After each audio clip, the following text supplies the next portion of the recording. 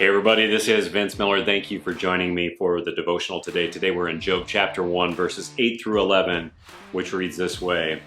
And the Lord said to Satan, "Have you considered my servant Job, that there is none like him in all the earth, a blameless and upright man who fears God and runs from evil?"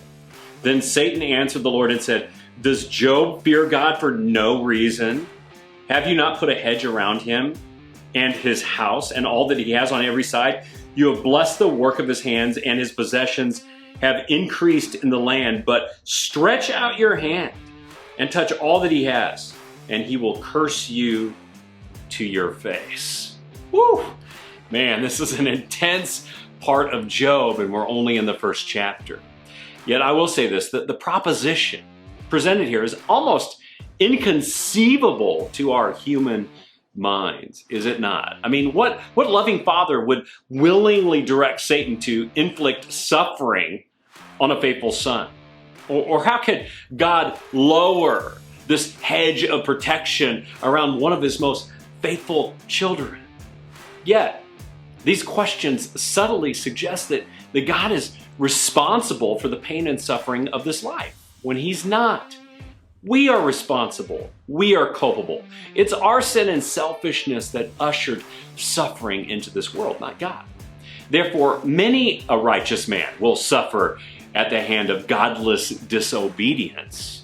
What's unique here is we get this momentary glimpse of what's transpiring behind the scenes, a look at a conversation between God and Satan.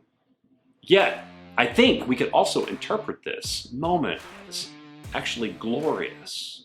Yes, actually glorious. Glorious in that God saw something in Job that would endure longer than other common men.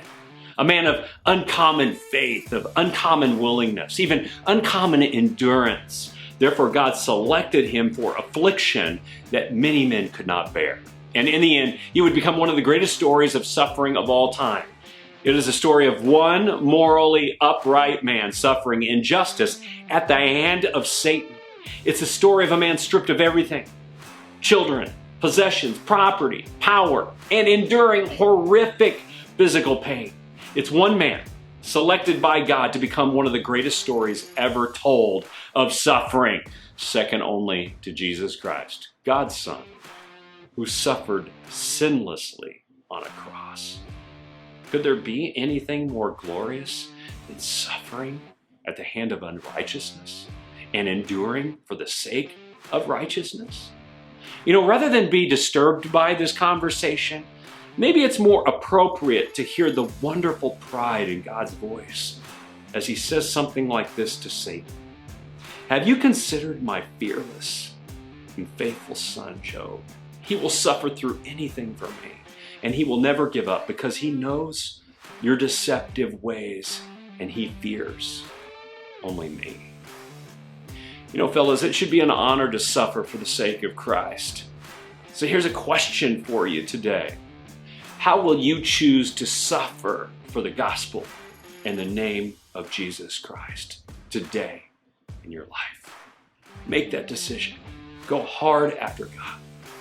Share this post with someone you know. Subscribe below if you're not. And I'll see you right back here again tomorrow.